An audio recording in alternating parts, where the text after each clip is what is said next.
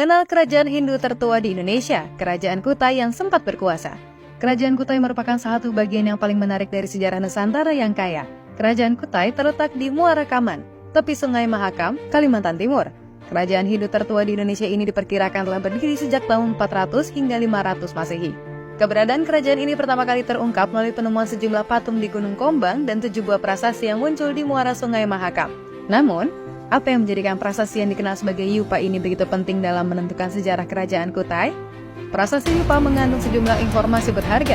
Salah satunya adalah mengenai pendiri kerajaan ini beserta silsilah raja-raja yang memerintah selama kerajaan Kutai berdiri. Yang paling mengejutkan adalah Yupa ini diperkirakan berasal dari abad keempat Masehi. Ini adalah petunjuk yang kuat bahwa kerajaan Kutai telah ada selama berabad-abad dan merupakan bukti penting tentang sejarah Hindu-Buddha di Nusantara. Yupa adalah bukti nyata pengaruh Hindu-Buddha dalam kerajaan Kutai. Bahasa yang digunakan dalam prasasti ini adalah bahasa Sanskerta dengan huruf Pallawa. Sanskerta adalah bahasa asal Hindu, dan Pallawa adalah sistem penulisan yang digunakan oleh penganut Hindu di India, sekitar pada tahun 400 Masehi. Hal ini menunjukkan bahwa kebudayaan Hindu-Buddha telah merasuki kerajaan Kutai dengan mendalam.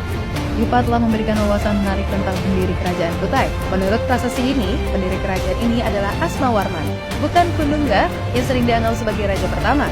Kundungga sendiri diperkirakan merupakan kepala suku setempat yang kemudian memilih untuk memadukan kebudayaan suku India dalam struktur pemerintahan yang lebih formal. Perubahan nama ini juga menarik untuk diamati. Nama asli Kundungga adalah nama yang terdengar sangat Indonesia. Hal ini menunjukkan bahwa Kundungga mungkin adalah salah satu tokoh pribumi yang pertama kali menganut Hindu. Namun, kemudian raja-raja selanjutnya dari Kutai mengadopsi nama-nama Sanskerta, seperti Asmawarman. Ini menunjukkan konferensi mereka yang mendalam ke agama Hindu.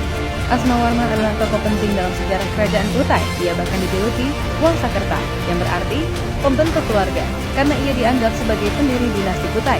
Ia memiliki 3 anak dan salah satu dari mereka adalah Mulawarman, raja yang akan menjadi salah satu penguasa terbesar di Kutai. Raja Mulawarman adalah salah satu penguasa terbesar di sejarah kerajaan Kutai. Ia adalah penganut Hindu yang sangat taat dan sering disamakan dengan Dewa Matahari karena kedekatannya dengan rakyatnya.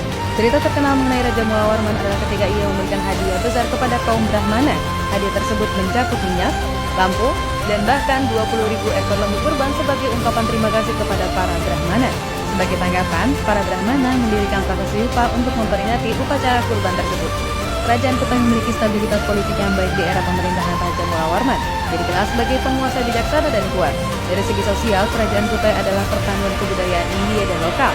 Prasasti Yupa yang berbahasa Sanskerta dan bertuliskan huruf Pallawa diyakini dibuat oleh golongan Brahmana yang menguasai bahasa dalam tulisan ini. Selain golongan Brahmana, ada juga golongan kesatria yang merupakan kerabat Raja Mulawarman, serta kaum rakyat Kutai purba yang masih memegang kepercayaan asli leluhur mereka. Hubungan antara berbagai golongan di kerajaan Kutai tampaknya sangat baik karena Raja Mulawarman dikenal dekat dengan rakyatnya dan sangat dihormati. Perekonomian kerajaan Kutai tergantung pada pertanian, peternak, dan perdagangan. Keberadaan di tepi Sungai Mahakam memungkinkan perdagangan yang makmur melalui transportasi sungai.